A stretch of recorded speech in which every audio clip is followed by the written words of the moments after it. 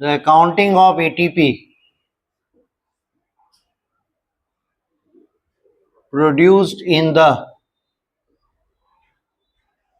entire process of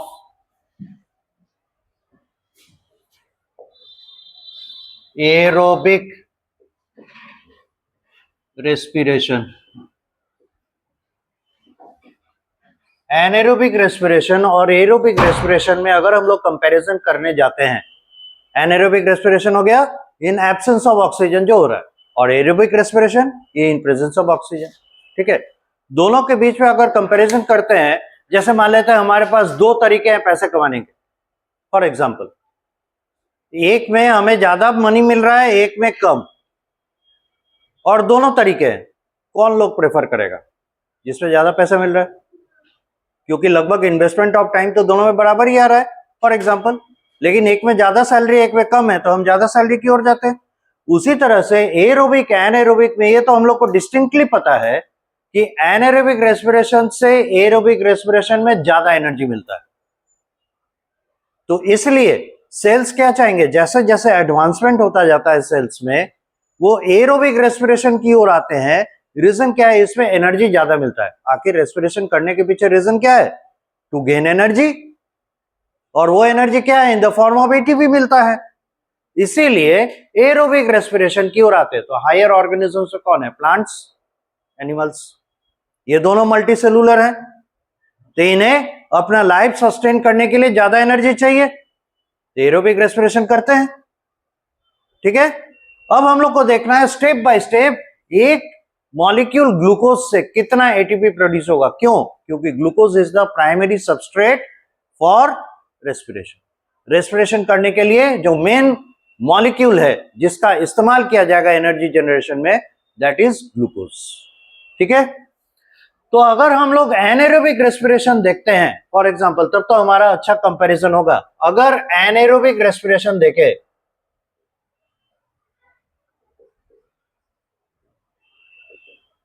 in short रेस्पिर, इसमें पहला step क्या था? ग्लाइकोलिसिस. और दूसरा स्टेप क्या था? फर्मेंटेशन. ग्लाइकोलिसिस में एटीपी कितना प्रोड्यूस होता है? 2 मॉलिक्यूल, क्योंकि 4 मॉलिक्यूल जनरेट होता है and 2 molecules used. 2 molecule use हो जाता है ना प्रिपरेटरी फेज में, और 4 मॉलिक्यूल पे ऑफ फेज में तैयार होता है. 2 हिस्से में बांटा हुआ था उसको, तो ओवरऑल गेन कितना हो गया? 2 मॉलिक्यूल. क्या फर्मेंटेशन में एटीपी प्रोड्यूस होता है? Nil, no ATP is produced. Fermentation में कोई एटीपी नहीं प्रोड्यूस होता. हाँ, तो उसमें कहां NADH NAD प्लस में कन्वर्ट हो रहा है without any supply of ATP. कोई भी एटीपी का फॉर्मेशन नहीं. इसका मतलब ओवरऑल एनारोबिक रेस्पिरेशन में आपने क्या प्राप्त किया, जो हमारे स्केलेटल मसल में कई बार होता है ऑक्सीजन की डिफिशियंसी में? Only 2 ATP molecules. और इस बात को याद रखें, एनारोबिक रेस्पिरेशन में जो एटीपी प्राप्त हो रहा है, it is because of glycolysis only. समझ में आया? और कल भी हम लोग जो एरोबिक रेस्पिरेशन का प्रोसेस देखे, उसमें पहला स्टेप क्या मिला था? ग्लाइकोलिसिस, है ना. उसके बाद क्या मिला था? TCA cycle. फिर आए थे इलेक्ट्रॉन ट्रांसपोर्ट सिस्टम. राइट. अब देखिए, एरोबिक रेस्पिरेशन में हम लोग कैलकुलेशन करने चले. इसमें है क्या? एक एजम्पशन कहिए या कर्टिसी कहिए, एजम्पशन ही कहिए. एजम्पशन 1 ATP बराबर तो 1 ATP होगा ही. आप बोलिएगा इसमें कौन सी खरी बड़ी बात है? 1 GTP is also equivalent to 1 ATP. ठीक है, अगर GTP प्रोड्यूस होता है तो उसको ही मानेंगे ATP के बराबर. और GTP का फुल फॉर्म किसी को पता है? Guanosine triphosphate.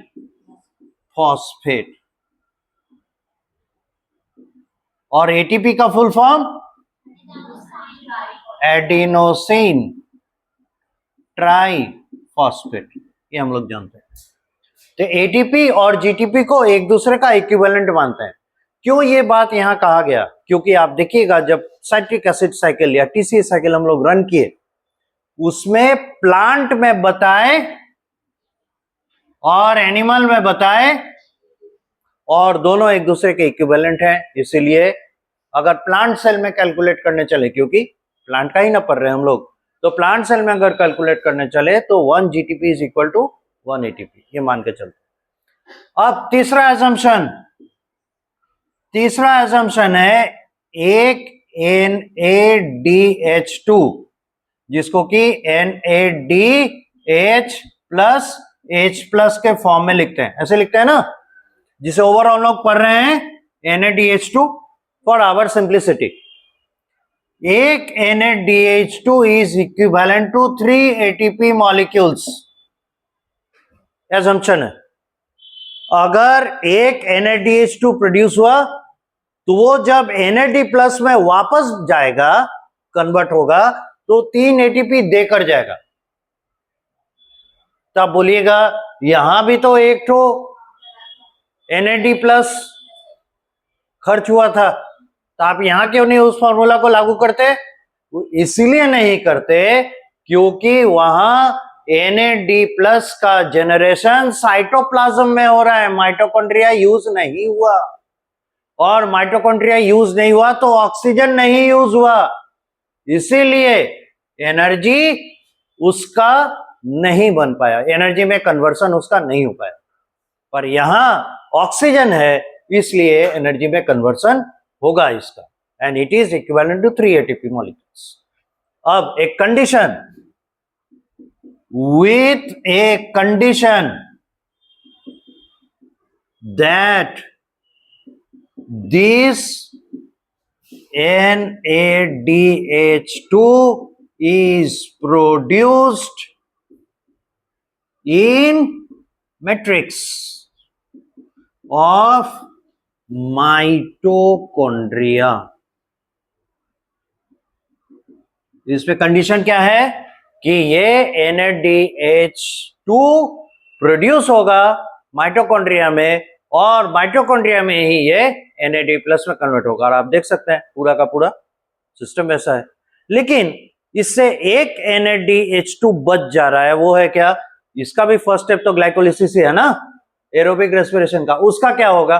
तो कहता है number 4, NADH2 is equivalent to 2 ATP molecules if it is produced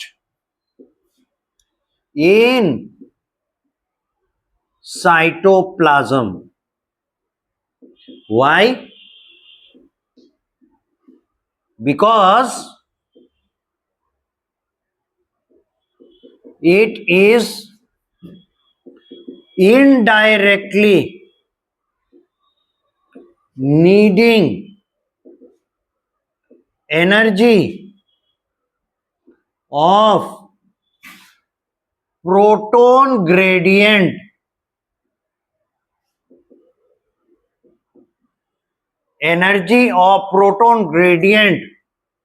to get transported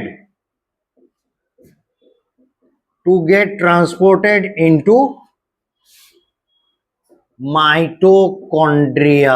और माइटोकॉन्ड्रिया में कहा? मैट्रिक्स में।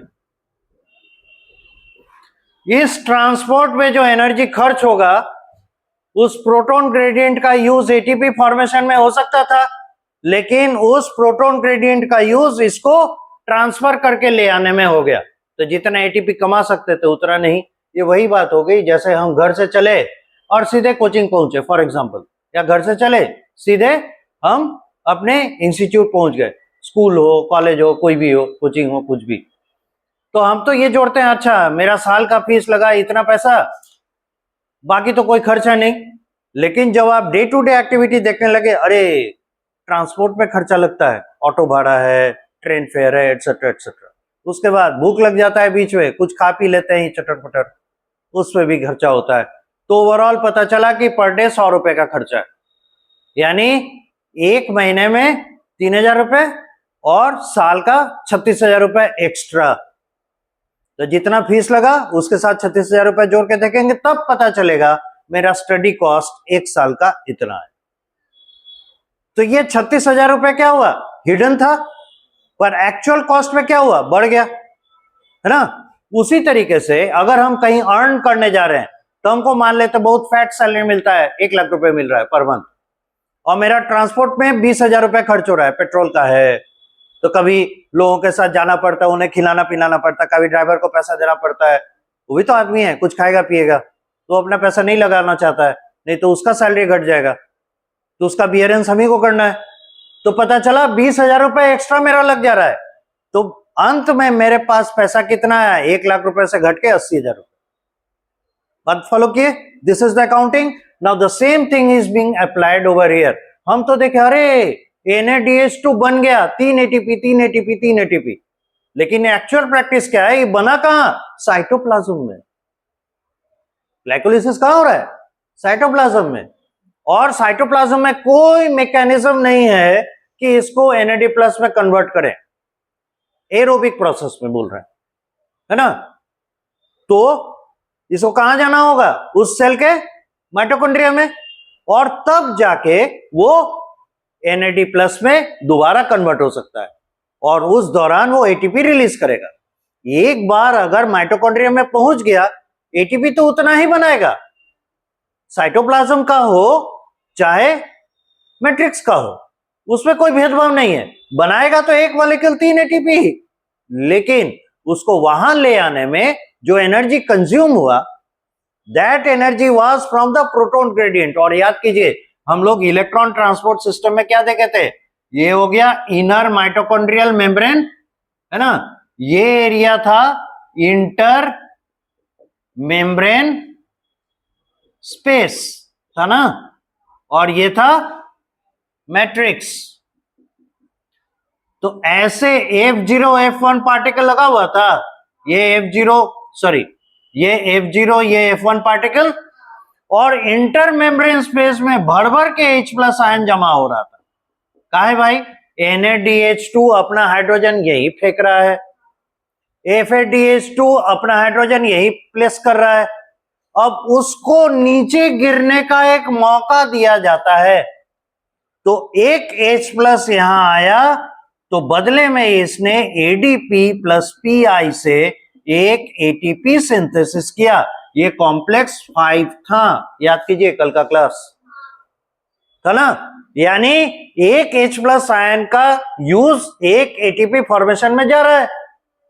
तो वैसे स्थिति में अगर देखा जाए, तो इस H+ आयन को इससे तो हटाना पड़ेगा, या इससे जो एनर्जी जनरेट हो रहा है, उस एक H+ आयन का यूटिलाइजेशन, ये जो डाउन द ग्रेडियंट गिर रहा है, उसका यूज करना होगा इसको साइटोप्लाज्म से मैट्रिक्स में लाने में। तो एक ATP तो कम ही देगा ना ये, ओवरऑल अकाउंटिंग में देखेंगे तो। इसीलिए हम लोग कहते हैं कि अगर साइटोसोलिक है तो एक NADH2 is equivalent to 2 ATP। अलग अलग ऑथर्स का अलग अलग मानना है, ठीक है। कुछ फॉरेन ऑथर्स मानते हैं नहीं, ये 3 नहीं होगा, 2.5 होगा, और ये 2 होगा। कुछ लोग मानते हैं राउंड फिगर में लाने के लिए 3 होगा, ये 2 होगा। अलग चीज, अलग लोगों का अलग अलग मानना, ओवरऑल यही चीज है। अब एजम्पशन नंबर 5, एक और इक्विवेलेंट बनता था, वो था FADH2, है ना। तो FADH2 is equivalent to 2 ATP। ये 5 एजम्पशंस हैं, इनको पहले आप नोट कीजिए। उसके बाद हम लोग क्या करेंगे कि इसका यूज करेंगे टोटल ATP जनरेशन में, अकाउंटिंग में। ये बस समझाने के लिए था। कहां गया, ऐसे ऐसे, ये है part of electron transport system. जो लोग मेरा कल का क्लास नहीं किए, जैसे आप नहीं किए हैं, तो वीडियो लेक्चर देखिएगा, वो चीज आपका क्लैरिफाई हो जाएगा। ये ऑल टुगेदर हम लोग का रेस्पिरेशन में तीसरा क्लास है ना, ये तीसरा क्लास है। तो आज का लेक्चर तो आप क्लास में ही है, पीछे का 2 लेक्चर आप देख लीजिएगा, तो टोटल रेस्पिरेशन आपका क्लैरिफाई हो जाएगा।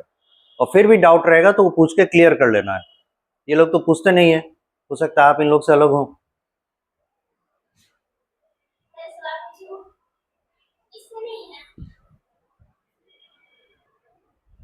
अब देखिए, इसको तो हटा सकते हैं, इसका जरूरत नहीं है।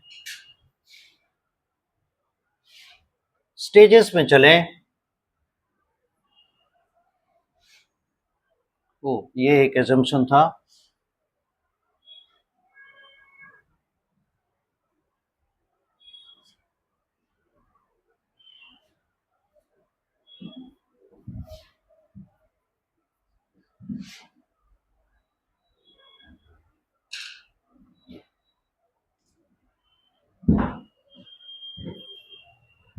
इसमें एक और था, सीरियल नंबर 5, वो था क्या, FADH2 is equivalent to 2 molecules of ATP। Okay, अब देखिए तो total free ATP produced,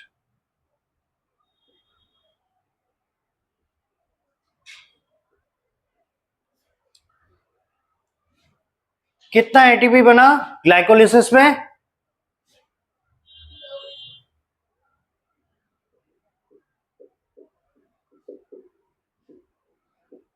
2 ATP। TCA cycle में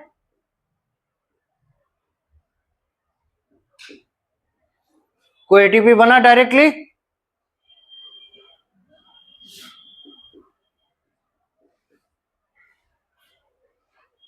TCA साइकिल में कोई ATP बना? उसमें होता है क्या, एक मॉलिक्यूल GTP बनता है, ठीक है? तो ये इक्विवेलेंट क्या हो जाएगा, 1 मॉलिक्यूल ATP। लेकिन ये भी तो देखिए, ये एक मॉलिक्यूल GTP किससे बना, 1 molecule of acetyl coenzyme A के कारण,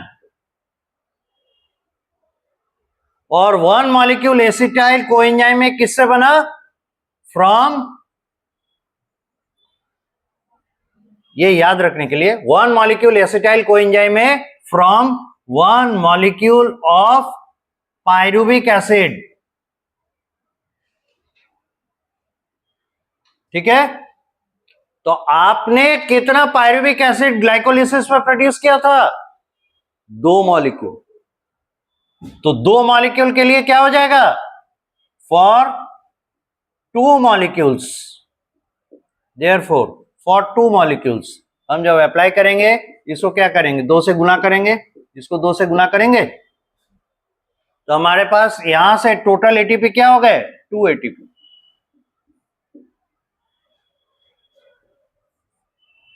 अब नंबर 3, NADH2 प्रोड्यूस्ड।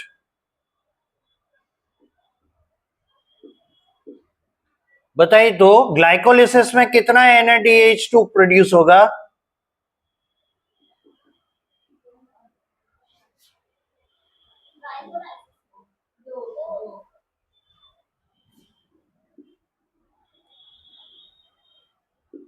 2 NADH2।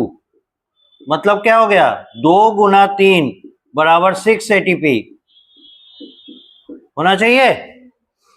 लेकिन ऐसा नहीं है, क्योंकि आप भूल गए ये साइटोप्लाज्मिक है, इसलिए हमारा अकाउंटिंग क्या होगा, 2 गुना 3 नहीं, बल्कि 2 गुना 2 इक्वल टू 4 ATP, ठीक है? यह ग्लाइकोलिसिस की बात हुई। और कहां पे NADH2 प्रोड्यूस हुआ, इसीलिए बोले थे पढ़ के आने के लिए, याद रहता तो अच्छा रहता।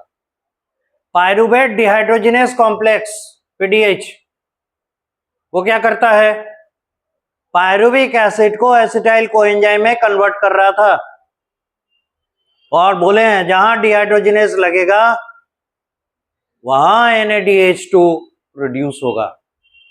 और ये कार्यक्रम कहां चला? मैट्रिक्स में। पायरुविक एसिड का ट्रांसपोर्ट हुआ ना, ट्रांसपोर्ट होने के बाद इसलिए क्या हुआ,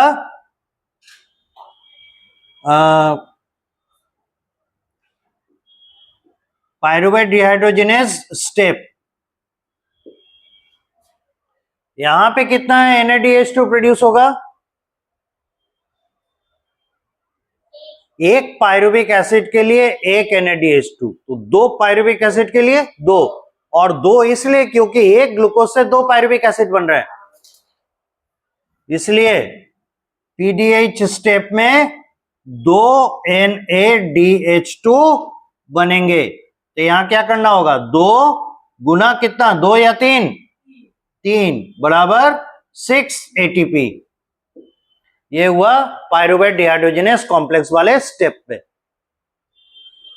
अब आगे इधर मिटा सकते हैं, इधर का तो हो गया है काम, एजम्पशन भी हम लोग को याद है।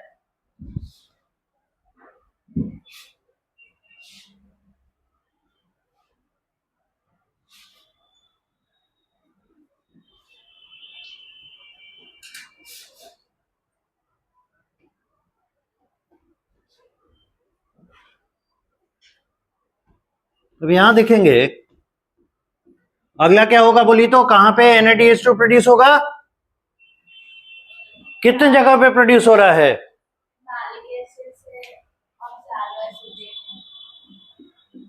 इन TCA साइकिल।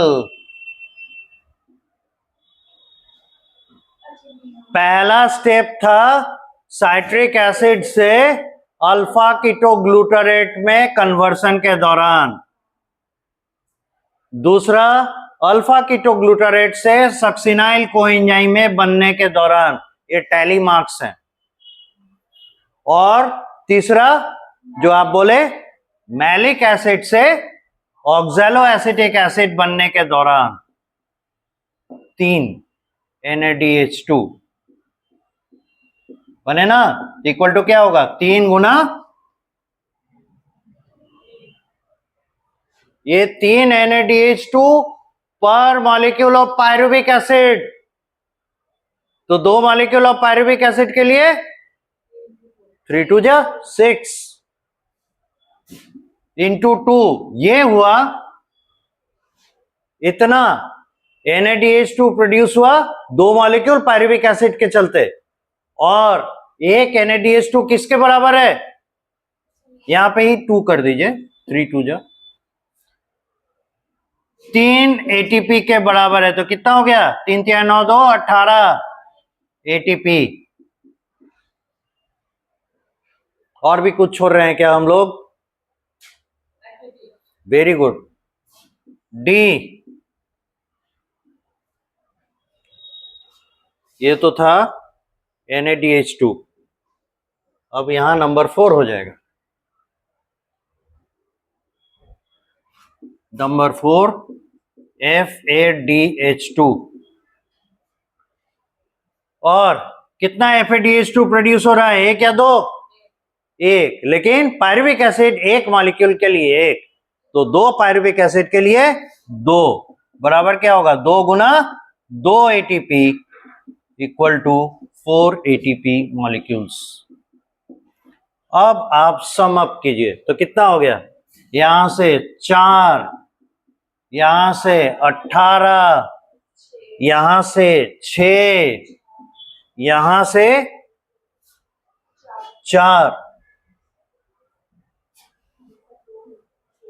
और यहां से 2 जोड़िए तो 6, और कहां है, अच्छा यहां भी है,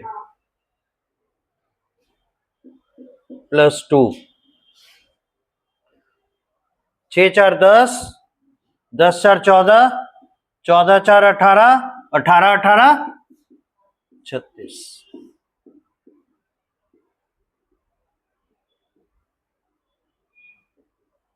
36 ATP molecules। This is the accounting. और बुक में सीधा सीधा लिख दिया है 36 मॉलिक्यूल्स ऑफ एटीपी प्रोड्यूस होता है। 38 होता है, उसको 2 घटाया गया, कहां पे? क्योंकि साइटोसोलिक NADH2 है, साइटोसोलिक NADH2 है, उसको ले आना है पायरुविक एसिड में। अगर वहां पे आप कर देते, ठीक है, हम 3 मान के चलते हैं, तो फिर वो जो एनर्जी खर्च हुआ क्या कहते हैं, प्रोटॉन ग्रेडियंट का यूज करने के लिए, वो लास्ट में 2 घटाना पड़ता। तो बेहतर है हम उसे 2 मानकर चले, इसलिए उसको अलग कर दिया।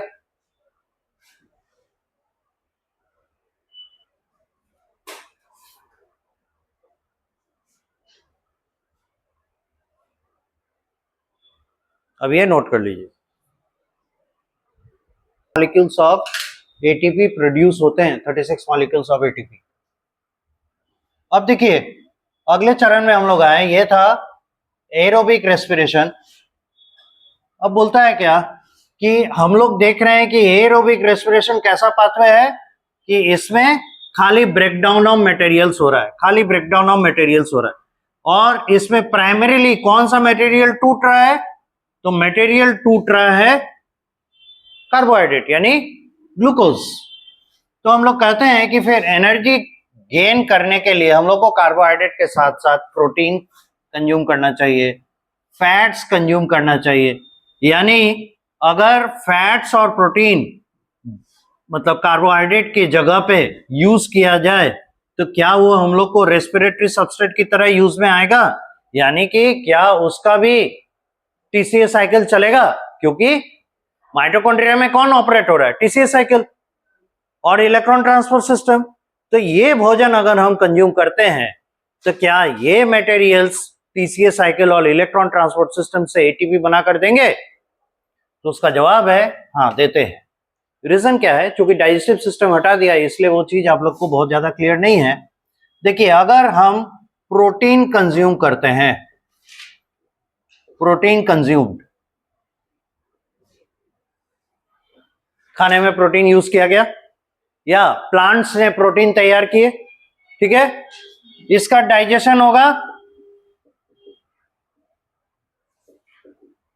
और इसके डाइजेशन के बाद वो चैप्टर बचा हुआ है आप लोग का बायोमोलिक्यूल्स, उसमें और क्लियर होगा। प्रोटीन डाइजेस्ट होने, डाइजेशन मतलब क्या होता है? ब्रेकडाउन, टूट जाना। तो ये आखिरी कंपोनेंट में टूटेगा जिससे ये बना है। जैसे मान लेते हैं इस दीवार को गिरा के हमको नया दीवार खड़ा करना है, तो दीवार तोड़ेंगे तो इसमें से मिनिमम जो कंस्ट्रक्टिंग मटेरियल निकलेगा वो क्या होगा? ब्रिक, ईटा। ईटे से ही बना हुआ दीवार है ना। ईटा को तो साटने के लिए हम लोग इसमें प्लास्टर लगाए, जो सीमेंट है, बालू है, एटसेट्रा एटसेट्रा। लेकिन मेन मटेरियल क्या है जो दीवार बना रहा है? इट इज द ब्रिक, है कि नहीं? उसी तरीके से जब हम लोग प्रोटीन को डाइजेस्ट करेंगे तो इसका कंस्ट्रक्टिंग मटेरियल क्या है? That is amino acid.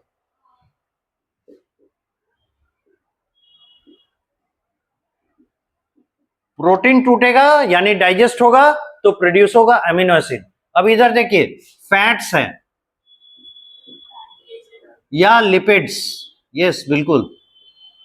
अगर ये डाइजेस्ट होता है यानी टूटता है तो ये टूटेगा ग्लिसरॉल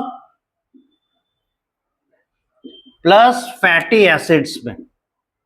और जानते हैं फैटी एसिड्स किन्हें कहते हैं? ये हैं एनी ऑर्गेनिक एसिड। किसी भी ऑर्गेनिक एसिड को फैटी एसिड कहा जाता है। फॉर एग्जाम्पल अगर आप फॉर्मिक एसिड लेते हैं,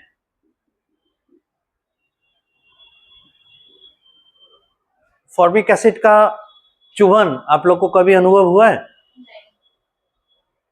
सब कोई यूनिफॉर्मली कहेंगे नहीं, तो आप लोग तो इस पृथ्वी के हैं नहीं, क्योंकि आप लोग को कभी चींटी नहीं काटी है। चींटी काटी है ना, तो उसका जो टॉक्सिक मटेरियल है that is formic acid. Formic acid को और आईयूपीएसी नेम में क्या कह के बुलाते हैं? Methanoic acid, HCOOH। This is our formic acid, this is an organic acid and example of fatty acid. ये सिंपलेस्ट एसिड है, इससे छोटा हो ही नहीं सकता। एक कार्बन का एसिड, इससे छोटा होगा क्या एसिड? नहीं। तो ये भी फैटी एसिड है। इससे लेके जितने तरह के आप ऑर्गेनिक एसिड बोल सकते हैं सभी फैटी एसिड कैटेगरी में आते हैं। अब आपको यही बता दें कि plants have majority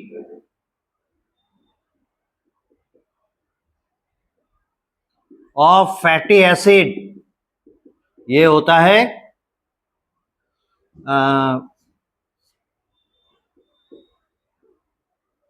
palmitic acid.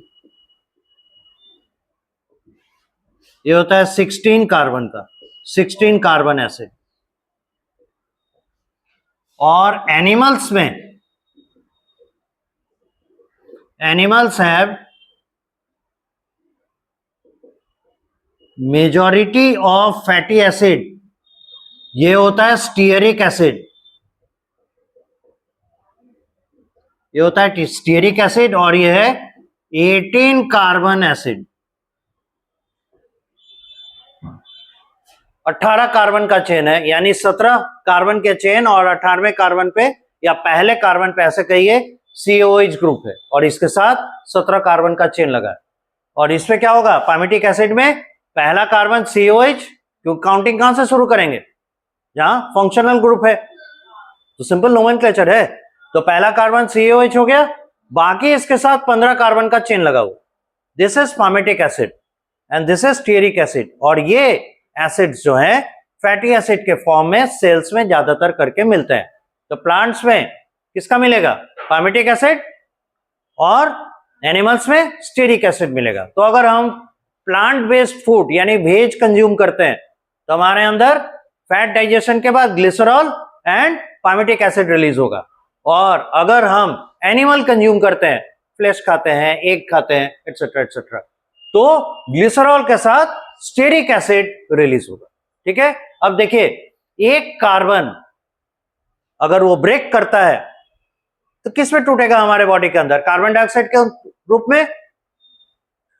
तो प्रत्येक कार्बन डाइऑक्साइड के रूप में अगर टूटता है तो उसके अंदर का बॉन्ड एनर्जी रिलीज होगा, जो हमारे सेल में एटीपी के फॉर्म में स्टोर होगा ना, या उसको एटीपी इक्विवेलेंट मान सकते हैं। तो प्लांट से हमें ज्यादा एनर्जी मिलेगा कि एनिमल से ज्यादा एनर्जी मिलेगा? एनिमल से, क्योंकि इसके पास 18 कार्बन का है। लेकिन जब आप इकोसिस्टम पढ़ेंगे, इकोलॉजी पढ़ेंगे, तो आपको पता चलेगा कि प्लांट बेस्ड प्रोडक्ट्स ज्यादा एनर्जी देते हैं, एनिमल बेस्ड प्रोडक्ट्स कम एनर्जी देते हैं। और इसके बारे में आप 10th में पढ़ चुके हैं, द 10% लॉ, पढ़े ना? तो जैसे जैसे हम ऊपर की ओर जाते हैं ट्रॉपिक लेवल में एनर्जी कम होता जाता है। इसलिए एनिमल देखने में लगता है कि हमें ज्यादा एनर्जी दे रहा है, पर इस एनर्जी को सिंथेसिस होने में, यानी इस कंपाउंड को सिंथेसिस होने में कितना प्लांट कंज्यूम करना पड़ा। इसीलिए अगर हम डायरेक्टली उसको कंज्यूम करते हैं प्लांट को, तो हमें ज्यादा एनर्जी मिलता है। इसलिए देखिएगा, जो लोग नॉन वेजिटेरियन होते हैं तो नॉन वेजिटेरियन फूड मटेरियल ज्यादा कंज्यूम करना पड़ता है, और जो वेजिटेरियन होते हैं वो थोड़े में ही उनका काम चल जाता है, because that is more energetic food than the, ये साइंटिफिक थॉट है, इसके बेसिस में हमारा साइंस इन्वॉल्व है, लाइक दैट। तो यहां हम लोग क्या देख रहे हैं? अगर फैट डाइजेशन होता है तो glycerol and fatty acid release होगा, और अगर प्रोटीन डाइजेस्ट होता है तो रिलीज होगा अमीनो एसिड।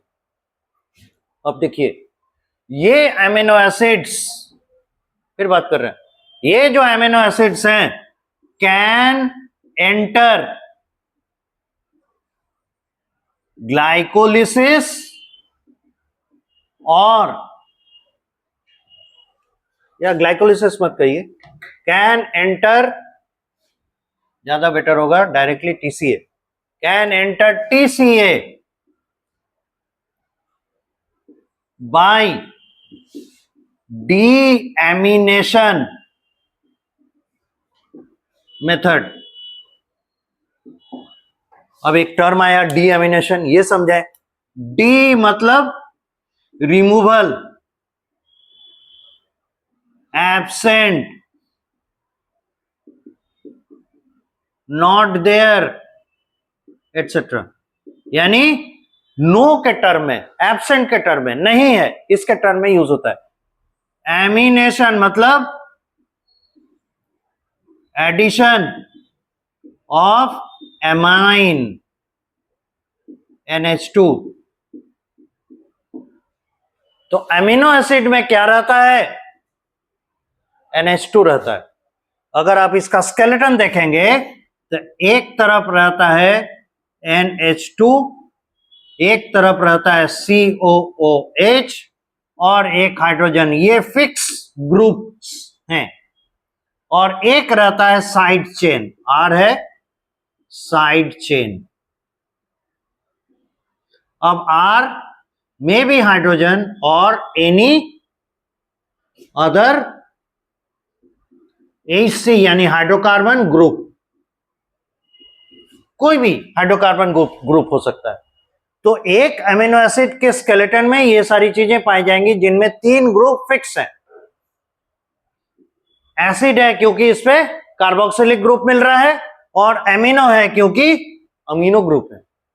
तो अगर हम इसे हटा दें और इसको रिप्लेस कर दें अगर हाइड्रोजन, तो देखिए तो ये हाइड्रोकार्बन बन गया hydrocarbon. This is the first carbon और ये सेकंड एंड सो ऑन। तो इस तरीके से अगर हम इसको हटा देते हैं तो इस प्रोसेस को हम डीएमिनेशन नहीं कर सकते हैं। तो डीएमिनेशन प्रोसेस से हम क्या करते हैं? कार्बन स्केलेटन प्रोड्यूस करते हैं, और इस कार्बन स्केलेटन को depending upon number of carbon हम इसे एंटर करा सकते हैं, चाहे प्लांट सेल हो चाहे एनिमल सेल हो, टीसीए साइकिल में। तो आप बताइए तो टीसीए साइकिल में सबसे बड़ा कार्बन का चेन कौन था? साइट्रेट। 6 कार्बन है उसमें, है ना। 4 आया ऑक्सैलिक एसिड से, 2 आया एसिटाइल कोएंजाइम में से, टोटल 6। तो अगर 6 कार्बन का अमीनो एसिड है, ये साइट्रिक एसिड साइकिल में घुसेगा तो साइट्रेट बन सकता है।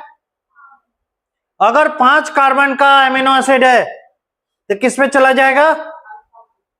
Alpha ketoglutarate. Very good. अगर 4 कार्बन का है तो सक्सिनाइल कोएंजाइम में भी बन सकता है, सक्सिनेट बन सकता है, फ्यूमेरेट बन सकता है, मैलेट बन सकता है, ऑक्सैलोएसिटेट बन सकता है। इसके पास बहुत ऑप्शंस है। और अगर 3 कार्बन का हुआ तो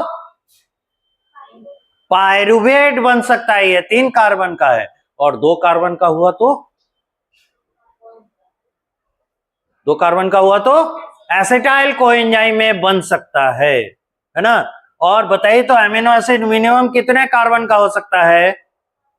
अमीनो एसिड ये कितने कार्बन का मिनिमम?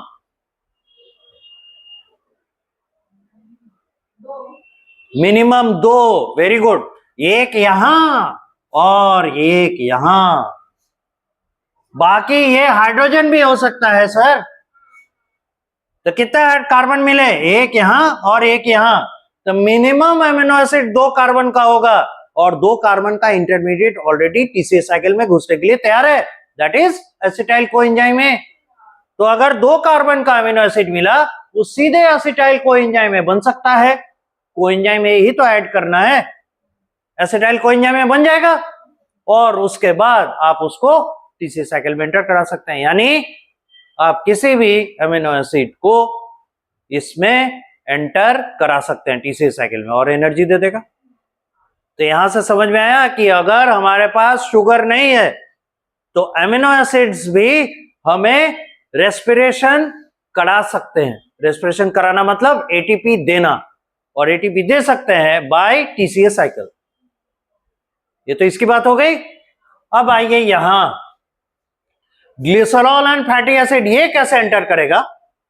तो ग्लिसरॉल जो है अगर रिलीज हुआ तो सेल्स में ये phospho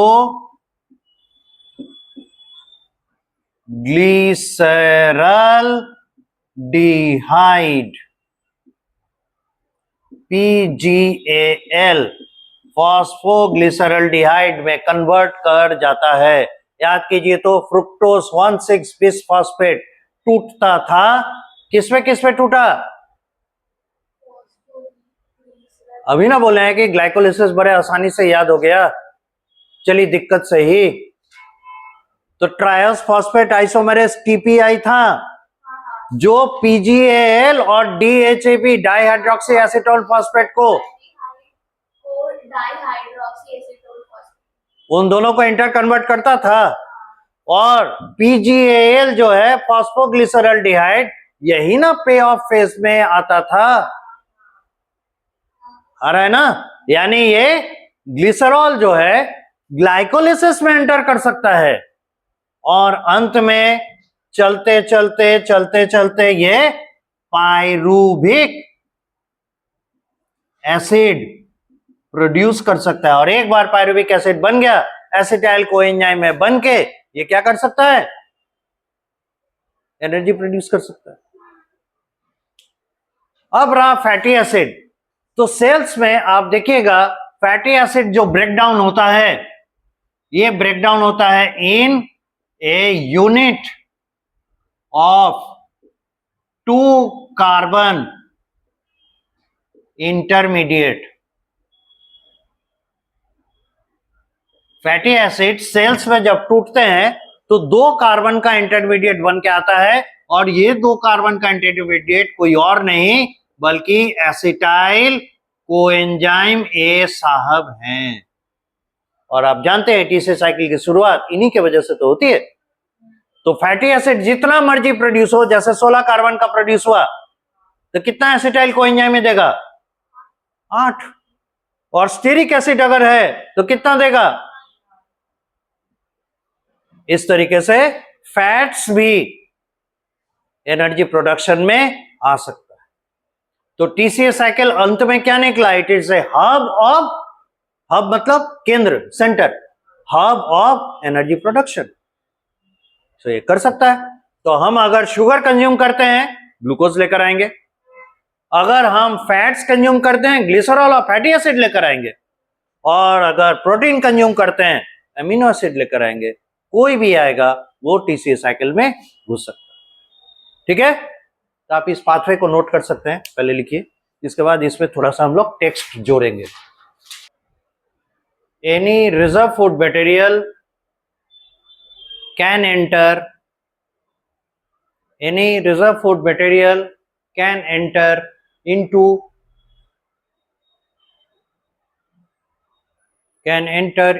TCA cycle,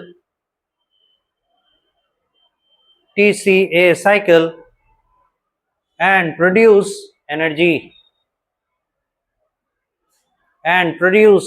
energy,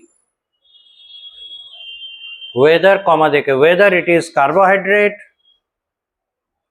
whether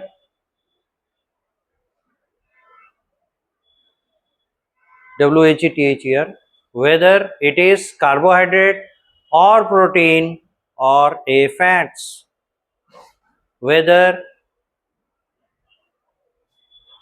it is a carbohydrate or protein or a fats।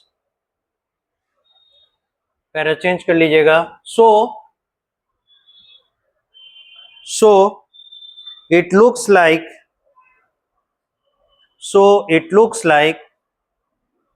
TCA cycle is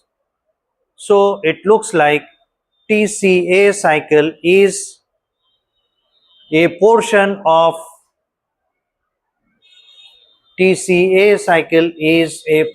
of catabolic pathway,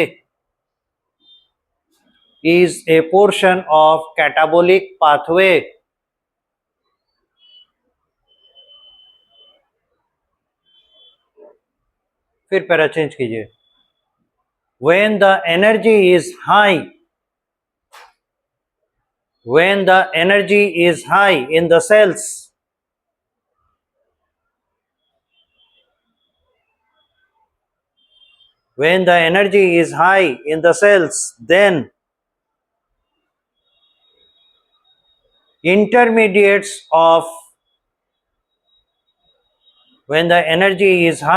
cells, then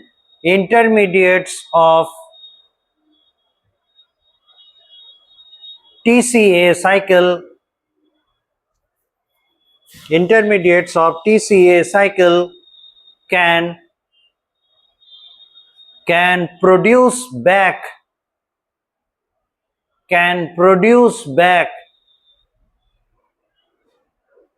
the carbohydrate or protein or fats. The carbohydrate or protein or fats. Full stop. So in that case,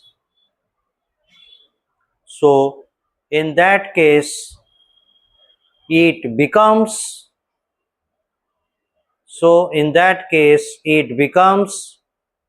a portion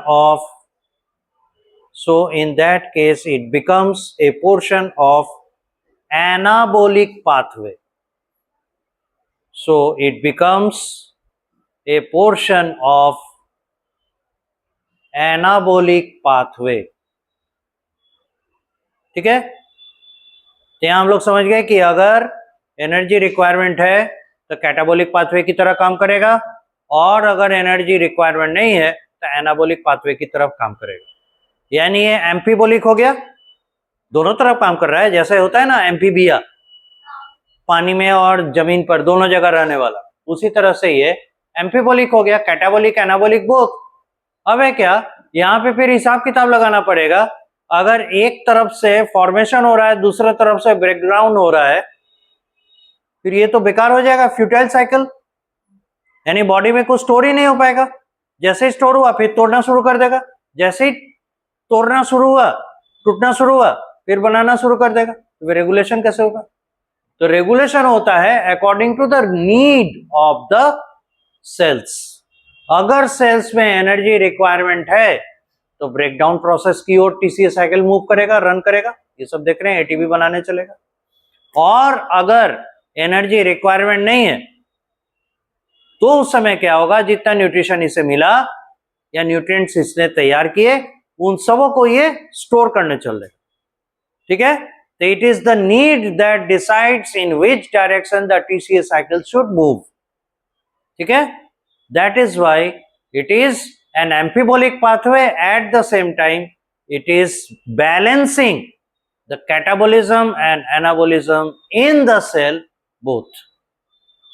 और इसीलिए mitochondria इतना important हो जाता है. और जानते हैं, sales जब अपने आप को किल करता है, जिसे कहते हैं program cell death, automatic killing itself. जो एजिंग सेल होता है वो अपने आप को जो मारने का शुरुआत करता है, it is the mitochondria that is being destroyed first by the lysosome. ये एनर्जी जनरेशन का साइट ही नॉकआउट कर देंगे. तो सेल में एनर्जी जनरेट नहीं होगा, सेल विल डाई. समझ गए? लिखिए, पैरा चेंज कर लिए हैं, नए पैरा में लिखिएगा. From the above point of view,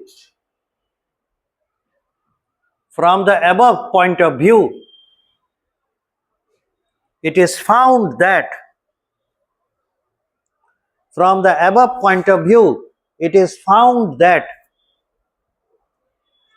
TCA cycle is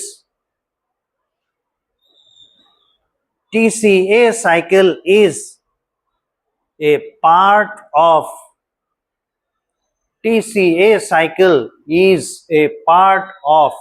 amphibolic pathway. AMPHIBOLIC book में भी लिखा है, एम्फीबोलिक पाथवे. कैटाबोलिक पाथवे और एनाबोलिक पाथवे दोनों शो करता है, इसलिए एम्फीबोलिक पाथवे. बट फुल स्टॉप के बाद, but it is the requirement of the cell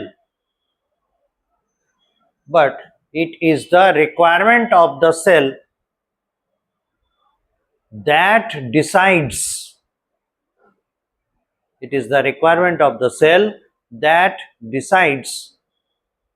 the TCA cycle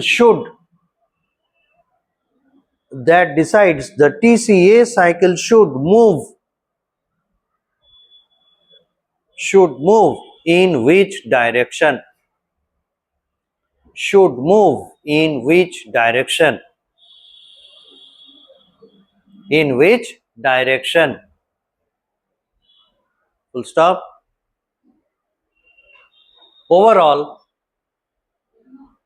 full stop के बाद उसी में चलेगा, overall it balances the formation and breakdown of the overall it balances, यानी TCA साइकिल बैलेंस कर रहा है, overall it balances the formation and breakdown of the energy equivalents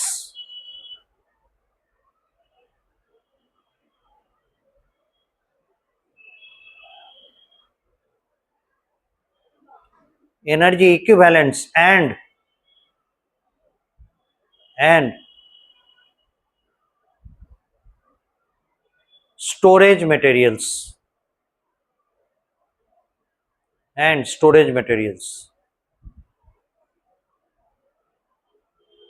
full stop.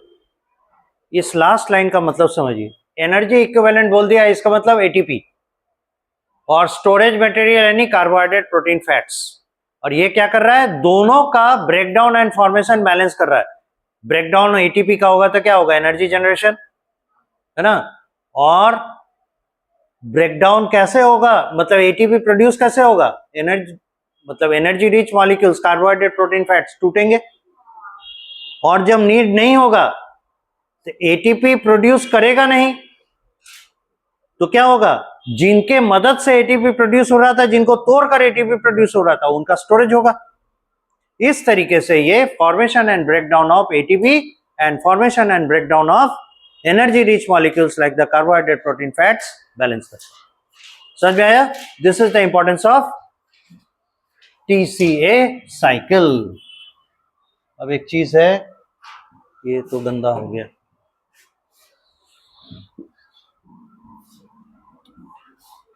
ये है रेस्पिरेटरी कोशेंट, RQ। लिखिए, respiratory quotient,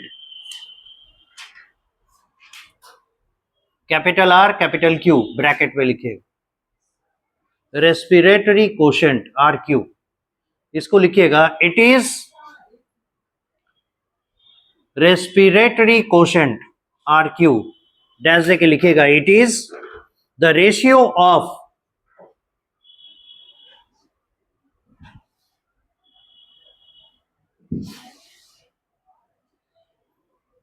it is the ratio of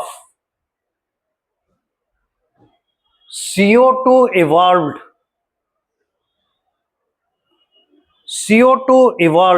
okay, CO2 evolved divided by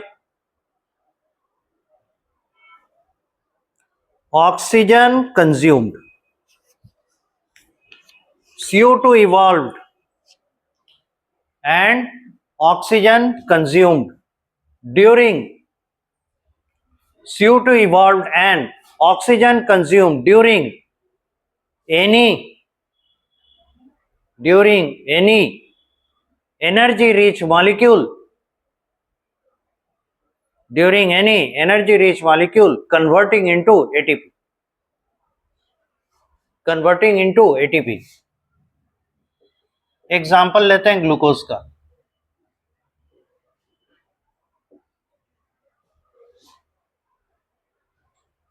देखिए, तो हम लोग क्या करते हैं, ग्लूकोज का ब्रेकडाउन कैसे होता है, C6H12O6 प्लस 6O2 प्रोड्यूस क्या होगा, 6CO2 प्लस 6H2O, यानी ग्लूकोज का ब्रेकडाउन प्रोसेस ये है इस इक्वेशन से। तो इसका अगर RQ निकालना होगा, रेस्पिरेटरी कोशेंट, तो हम लोग क्या बोले, CO2 evolved by oxygen consumed. कितना CO2 निकला, 6। कितना ऑक्सीजन कंज्यूम हुआ, RQ इसका क्या हो गया, 1। अब ले लीजिए कोई फैट्स, एनी फैटी एसिड, तो हम लोग प्लांट बेस्ड लेते हैं, प्लांट बेस्ड फैटी एसिड अभी यहां लेकर आए हैं, कौन है? पैमेटिक एसिड। जरा फॉर्मूला लिखी तो, मॉलिक्यूलर फॉर्मूला।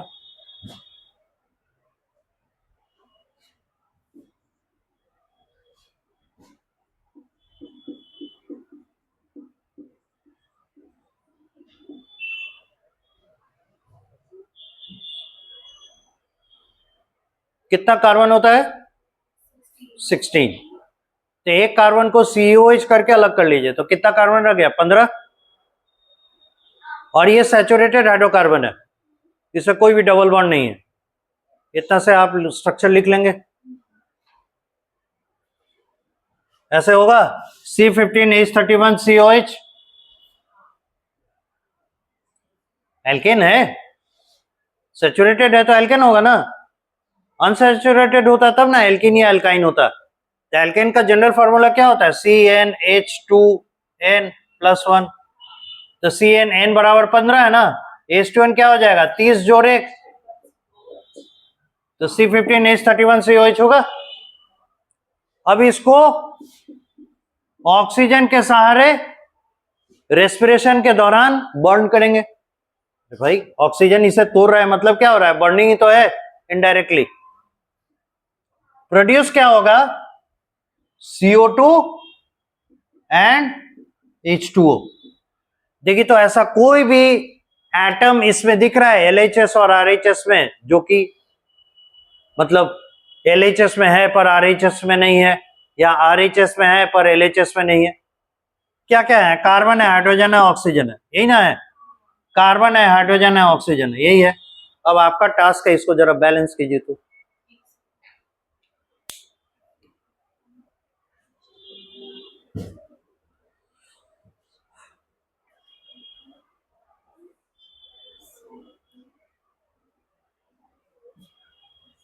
पहले ही लिख दें आप लोग के लिए, ये है पामिटिक एसिड।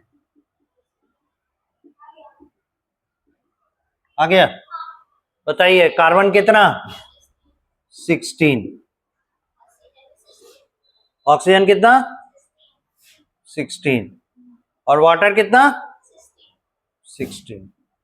चलिए देखते हैं कार्बन कितना हो गया? 15 और 1 16। कार्बन यहाँ 16। हाइड्रोजन कितना हो गया? 31 और 1 32। हाइड्रोजन 16 दूना 32।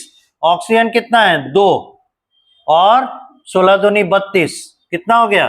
34। यहाँ 2 है, यहाँ 16 दूनी 32 है ना, टोटल कितना हो गया LHS में? 34। यहाँ देखिए 16 और 16 दूनी 32, कितना हो गया? 16 3 48, 48 ऑक्सीजन से। हम कहीं गलत कर रहे हैं? 16 दूनी 32 ऑक्सीजन है ना, और यहां देखिए तो 2 34 आया LHS में, RHS में लेकर चले 16 दूनी 32 और यहां कितना हो गया? 16, दोनों जोड़ के कितना है? 48।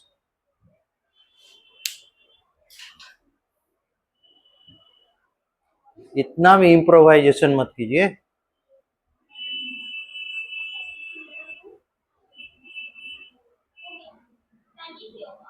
कितना होगा?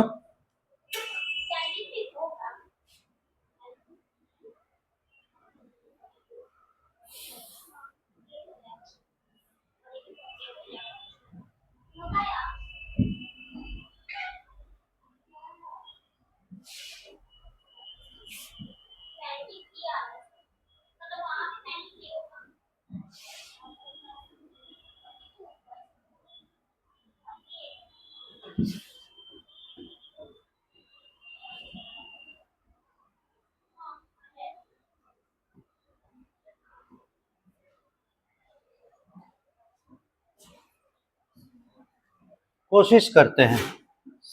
C15H31COOH प्लस हमारे पास है ऑक्सीजन, कंज्यूम करने के लिए प्रोड्यूस होगा कार्बन डाइऑक्साइड एंड वाटर। ठीक है? अब चलिए, कार्बन यहां कहीं नहीं है, केवल यही है, तो कार्बन यहां 15, तो यहां कार्बन कर दिए 15। ठीक है? 15 नहीं, कार्बन इतना कितना हो जाएगा? 16 कार्बन हो जाएगा। अब चले हाइड्रोजन बैलेंस करने। हाइड्रोजन कितना है? 31 और एक 32 है ना। तो यहां क्या कर देंगे? 16 कर देंगे। 16 दूनी 32। अब प्रॉब्लम कहां आ रहा है? ऑक्सीजन बैलेंस करने में। इधर कितना है? 2। अब इधर कितना है? 48। यहाँ 16 दूनी 32 और 16 48। तो यहां टोटल कितना आना चाहिए? 48, जिसमें से 2 घटाना होगा तो कितना होगा? 46 ऑक्सीजन। 46 ऑक्सीजन बटा 2 करेंगे तो कितना होगा? 23। तो यहां कितना ऑक्सीजन आ जाएगा? 23। ठीक है, समझ में आ गया? ऐसा क्यों किए कि ऑक्सीजन को लास्ट में बैलेंस किए? This is a trick. Trick ये है क्योंकि ये फ्री है और सब जगह पे आप देख रहे हैं ऑक्सीजन सब जगह किसी न किसी के साथ जुड़ा हुआ है। यहां देखिए कार्बन के साथ, यहां देखिए हाइड्रोजन के साथ, यहां देखिए कार्बन और हाइड्रोजन इन सब के साथ जुड़ा हुआ है। तो आपको अगर ऑक्सीजन अलग से बैठाना होगा, यहां यहां यहां बैठा पाएंगे नहीं, यहीं बैठा सकते हैं। इसलिए क्या करते हैं, सभी एलिमेंट्स को, सभी एटम्स को पहले बैलेंस करके उसको खुला छोड़ देते हैं जो कि अकेला है, और तब जाके जितना है उतना बैठा देंगे। फॉर एग्जाम्पल मान लीजिए फ्रैक्शन में आ जाता, तो फ्रैक्शन में तो कोई एटम, कोई मॉलिक्यूल होता नहीं है। हाफ O2 होता है क्या? नहीं, कभी होगा 1O2 होगा। तो फिर उसको बैलेंस करने के लिए क्या करेंगे? जो फ्रैक्शन है 1/2, 13/2, 25/2 आ रहा है, दोनों को left hand side, right hand side, दोनों को 2 से गुना कर दीजिए। तो क्या हो जाएगा? होल नंबर में आ जाएगा। 25/2 है, 25 हो गया। तो अकॉर्डिंगली सबके जो इनको कहते हैं स्टोकियोमेट्रिक कांस्टेंट्स, वो अकॉर्डिंगली मैनेज हो जाएगा। This is how you can solve the balancing of chemical equations. तो अब चलिए, यानी हमारा यहां पे 16 नहीं 23 होगा, राइट यूर। अब हम लोग पुराने बिजनेस में आए, यह है रेस्पिरेटरी क्वोशंट निकालना। तो अगर रेस्पिरेटरी क्वोशंट निकाले चलेंगे, क्या बोलता है? Carbon dioxide evolve divided by oxygen used. Carbon dioxide कितना निकला? 16। ऑक्सीजन कितना यूज हुआ? 23। तो ये लेस देन 1 आएगा। अप्रोक्सीमेटली कितना होगा? 16, 8, 24, लगभग लगभग ये 1.5 गुना है, ऑलमोस्ट, है ना। तो इसको ऑलमोस्ट हम लोग लिख सकते हैं 1/1.5, लगभग लगभग। अप्रोक्सीमेशन है, एग्जैक्टनेस नहीं है, अप्रोक्सीमेशन। 1/1.5 लिख सकते हैं ना। तो ये 15 से 10 को डिवाइड कीजिए, पॉइंट आ गया 0, 15 छक्के 90, 10, है ना। तो फिर क्या आएगा? फिर 0 बैठेगा, यहां भी 0, और 15 छक्के 90, यानी 0.606 इतना आएगा इस फ्रैक्शन का वैल्यू। अब नहीं, 0.6 के आसपास आएगा, इतना आएगा, अप्रोक्सीमेटली 0.61 आ जाएगा। मोर देन 5 को आगे में एक जोड़ देते हैं। सिग्निफिकेंट फिगर्स तो आप लोग पढ़े ही हैं, तो उसमें ये करते हैं ना राउंडिंग ऑफ में। तो 0.61, यानी अगर हम प्लांट बेस्ड प्रोडक्ट में पामेटिक एसिड कंज्यूम करेंगे तो हमें रेस्पिरेटरी क्वोशंट क्या मिलेगा? 0.61। तो यहां देखिए, तो क्या ये ग्लूकोज से ज्यादा रेस्पिरेटरी क्वोशंट रखता है? नहीं, कम रखता। तो रेस्पिरेटरी क्वोशंट आखिर बताता क्या है? ये बताता है कि हमें कौन ज्यादा क्विक एनर्जी दे सकता है। तो जिस क्वोशंट का वैल्यू जितना ज्यादा होगा वो उतना क्विक एनर्जी देगा। तो अभी कार्बोहाइड्रेट यानी ग्लूकोज और फैट्स यानी पामेटिक एसिड, आप देख रहे हैं इसमें किसका वैल्यू ज्यादा है? ग्लूकोज का। इसलिए ये फैट से ज्यादा क्विक एनर्जी देगा। इसीलिए अगर आप थक गए हैं और आपको लग रहा है ओ चक्कर आ रहा है, कुछ खाएं तेजी से, कुछ एनर्जी आए, तो आप अगर उस समय चीनी पानी पीते हैं तो आपको इमीडिएट रिफ्रेशमेंट फील होगा। लेकिन उस समय अगर आप एक पकौड़ी, एक कचौड़ी खा लेते हैं तो आप और डाउन हो जाएंगे,